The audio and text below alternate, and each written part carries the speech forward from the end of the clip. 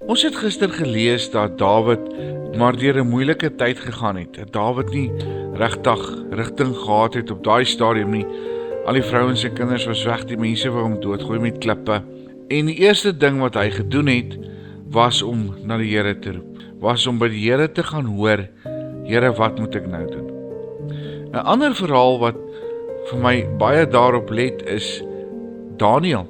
Daniël, toe die afvaardiging uitgereik is wat sê, ons gaan die mense doodmaak wat nie die koning aanbid nie, het hy geweet, hy gaan in die leeukuil beland. En hy het dadelik na die Here toe gegaan. Hy het dadelik na die Here toe gegaan en gesê, Here, hulle probeer die reg wat ek het om U te aanbid wegvat. En ons weet almal hoe hierdie twee verhale uitgespeel het. Dawid het die Amalekiete agterna gesit, die vrouens en kinders is teruggekry.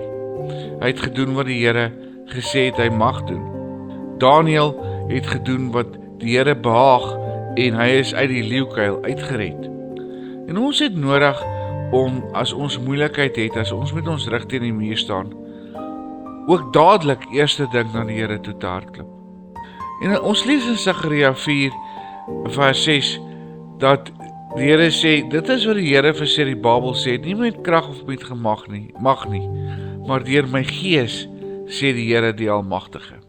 Met ander woorde, die gees van die Here gaan vir ons daai kalmte gee, die gees van die Here gaan vir ons daai selfbeheersing gee, en die gees van die Here gaan vir ons die krag gee om deur te kom wat ons in is. Want in Romeine sê die Here vir ons, of sê Paulus vir ons, die Here het nie vir ons 'n gees van vrees gegee nie, maar 'n gees van krag, liefde en selfbeheersing.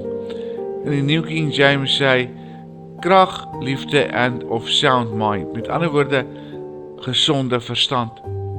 Ons hoef nie bang te wees nie, want dis nie wie ons in Christus is nie.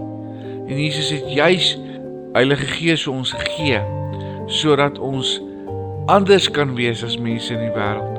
Sodat ons nie paniekerig rondspring en rondhardloop nie, maar ons weet dat ons God gaan doen wat hy gesê het hy gaan doen.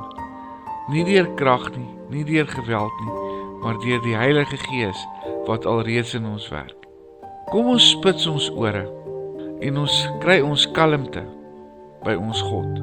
Ons gaan baie keer deur baie dinge, maar as ons vashou aan dit wat die woord van die Here sê, en as ons die Here eerste raadpleeg en eerste soek, dan maak hy ons baie vir ons gelyk.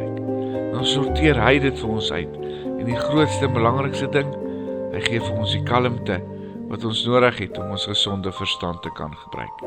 Hemelse Vader, ons eer en verheerlik en ons prys U naam. En ons dankie dat ons by U kan skuiling vind, vrede en uitkoms. Dankie Here dat ons weet dat as ons U nader, U antwoord, en ek wil bid dat U ons baie gelyk maak vandag, en dat U ons altyd daarin sal herinner, dat U in beheer is. Amen.